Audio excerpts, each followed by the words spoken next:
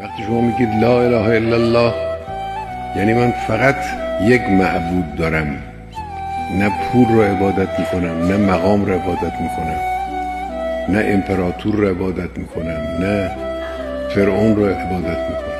عبادتم صرفاً این نیست که انسان تقدیس بکنه طرف رو، نه، ممکنه اصلا قبولم نداشته باشه در دلشون رو، اما عبادتش بکنه.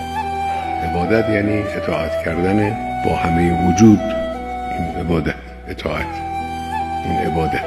پس وقتی که ما میگیم لا اله الا الله، در واقع داریم یک مایه عزت را برای خودمون تأمین میکنیم، یعنی خودمون رو از والاغلال التي کانت علیهم، از این اغلال داریم خودمون رو رها میکنیم. ما ملت شهادتی، ما ملت امام حسینی.